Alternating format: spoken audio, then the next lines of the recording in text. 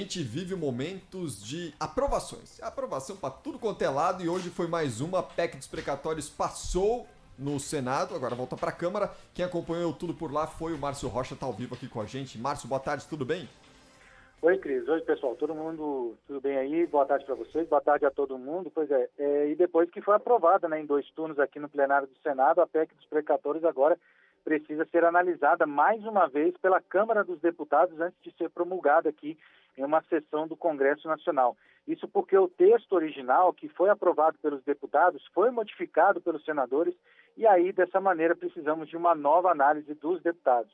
Mesmo com muita negociação, a proposta acabou encontrando muita resistência entre os parlamentares, o que forçou principalmente a base governista a tentar acordos aí para que a aprovação fosse possível. E o relator da PEC, o senador Fernando Bezerra, cedeu à pressão e acolheu a todos os pedidos dos parlamentares.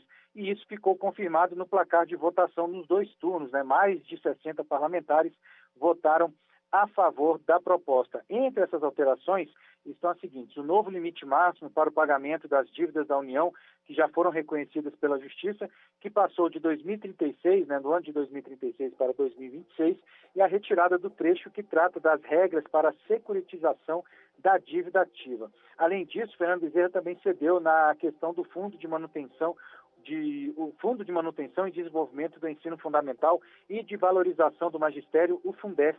É o trechinho que a gente separou para ouvir agora.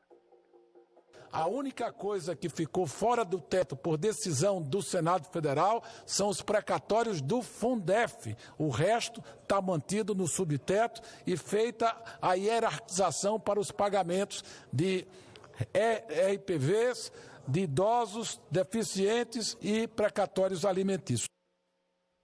Pois é, e o governo agora tem pressa para concluir essa análise da PEC, né, para garantir o pagamento das parcelas de R$ 400 do Auxílio Brasil, que é o novo programa social que vai substituir o Bolsa Família. E por isso, nessa mesma sessão aqui no Senado, os senadores também aprovaram a medida provisória que cria o Auxílio Brasil, que também já tinha sido aprovada na Câmara dos Deputados. Quem foi o relator dessa matéria foi o senador Roberto Rocha, que defendeu que o programa é fundamental, o Auxílio Brasil é fundamental, e que o Auxílio Brasil melhorou o antigo benefício social, o Bolsa Família. Alguns se apressaram a dizer que o Bolsa Família estava sendo extinto. Não, ele está sendo melhorado. O Auxílio Brasil une o melhor do Bolsa Família com o melhor do auxílio emergencial. É um programa permanente a ser previsto na Constituição e que já nasce com valores mais generosos do que o seu antecessor. Pois é, além de gerar recursos para esse novo programa social, né, a PEC dos precatórios altera a fórmula do cálculo do teto de gastos e também parcela parte desses precatórios que são dívidas da União, dos estados e dos municípios com sentenças judiciais já definitivas. Cris. Valeu, Márcio Rocha, ao vivo de Brasília. E assim vamos andando, vamos caminhando, Cláudio Humberto. Exatamente. Foi importante que aprovou essa parte que foi modificada e que será submetida aos deputados federais. Certamente não haverá problemas, porque afinal de contas são novidades ou foram alterações, muitas delas a pedido dos políticos de oposição no Senado Federal, né? Da mesma posição que existe na Câmara dos Deputados. 61-10 foi um placar e tanto, né? Um placar completamente inesperado para a expectativa que havia de rejeição dessa PEC, né? O importante mesmo é que tenha sido aprovado, porque afinal de contas não me parece que exista nada mais urgente do que aprovar um programa de transferência de renda que vai garantir um mínimo de R$ 400 para famílias muito pobres no Brasil. São cerca de 20 milhões de famílias, o público-alvo que deverá ser beneficiado por essa medida. Isso é que é fundamental. Tudo o mais é irrelevante. Inclusive alegações do mercado que está a serviço dos banqueiros, de que era preciso pagar precatórios, os 90 bilhões. Aliás, o lobby do sistema financeiro no Congresso Nacional foi fortíssimo e o que é atribuído muito à oposição é uma coisa que decorre disso, né? Concessões que foram feitas para escapar desse lobby poderoso, influente do mercado financeiro, do setor de bancos, etc., lá no Congresso Nacional. No fim de tudo, o que a gente tem, na verdade, É um programa, um novo programa social, o maior do mundo, né? Não há nenhum programa social com as mesmas dimensões e mobilizando tantos recursos e beneficiando tantas pessoas como este Auxílio Brasil. E com essa medida, que deverá ser, a expectativa é que venha a ser confirmada na Câmara dos Deputados, sem demora, é que uma das modificações mais importantes certamente foi a transformação deste programa num programa permanente. Quer dizer, esse valor será pago daqui para frente, né? Independentemente de governos ou de qualquer outra conveniência. Portanto, esse valor continuará sendo pago, certamente corrigido em 2023 também, além de 22 que estava já previsto, 23 e por aí, e assim por diante, né? É muito bom que o Brasil faça isso, é dever do Estado brasileiro cuidar das populações mais pobres, né? A gente vê aí a prevalência, né, do lobby, né, dos interesses do mercado financeiro, reclama muito disso.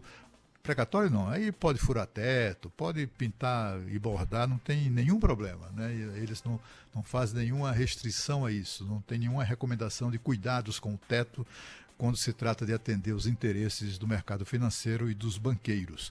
Mas quando se trata de transferir dinheiro para pobre, aí começam os problemas, né? É só para lembrar que as pessoas, inclusive, não só pela sensatez, mas pela experiência, né? Pessoas como, eu cito sempre aqui, né, a figura de Raul Veloso, que é o maior especialista brasileiro em contas públicas, professor Delfim Neto, que é colunista, comentarista aqui do Grupo Bandeirantes de Comunicação, sobretudo aqui na Rádio Bandeirantes, todos eles, pessoas assim, sempre repetem, né, a máxima segundo a qual o governo existe para ajudar pobre. Rico não precisa de governo, né? Absolutamente não precisa do governo. Já são ricos demais, né?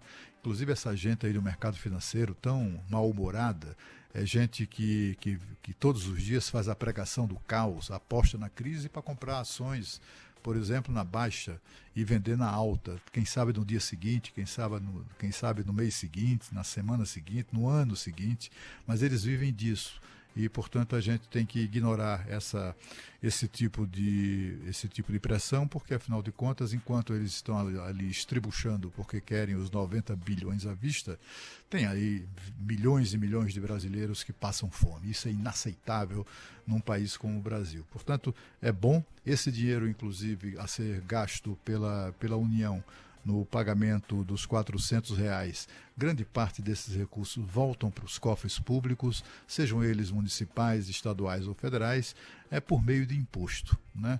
Pobre usa esse tipo de auxílio, de ajuda, para comprar comida, né? Para pagar contas, e tudo isso paga imposto, né?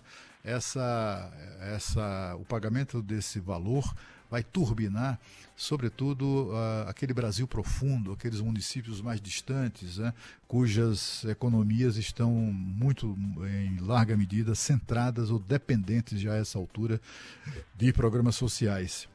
Há municípios no Nordeste, e eu já vi estudos indicando isso, há municípios no Nordeste, Cris, que 60% da economia já dependia do Bolsa Família. Imagina agora, né, com esse valor aí do Auxílio Brasil, no mínimo, né, dobrando o valor, né, mais do que isso, triplicando o valor do Bolsa Família. Isso vai, de fato, ajudar muito, não apenas aqueles beneficiados diretamente, mas a economia. É o cara lá da mercearia, né, o cara da venda, do boteco, o cara que vende ali a comida, a cesta básica, né, aqueles itens de cesta básica.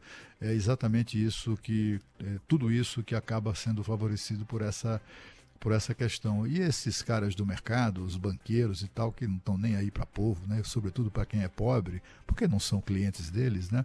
Essas pessoas mal sabem ou nem sequer admitem, né, que esse dinheiro, de alguma maneira, vai ajudar, portanto, turbinando a economia, melhorando as condições, fazendo com que o emprego cresça, né? Porque isso aí, o consumo decorrente dessa grana vai gerar empregos, vai fazer o dinheiro circular, vai gerar renda.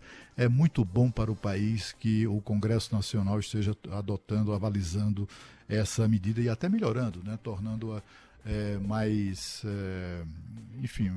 ampla, né? E também permanente. Esse dinheiro, entre as modificações que foram introduzidas, né? Condiciona a liberação ou o uso daquele espaço fiscal de 106 bilhões de reais criados pela PEC, usar recursos no financiamento desse programa social e também para programas relativos à assistência de saúde, a despesas com previdência, sobretudo aquelas despesas que são que dependem, né, do valor do salário mínimo, e assistência social de uma maneira geral. Isso é que é importante. Antes havia ali um pedaço reservado para a compra de vacinas. Isso foi colocado em segundo plano, né? Enfim, foi muito bom, é muito bom para o Brasil que isso tenha sido aprovado no Senado com essas modificações que com certeza serão confirmadas na Câmara dos Deputados.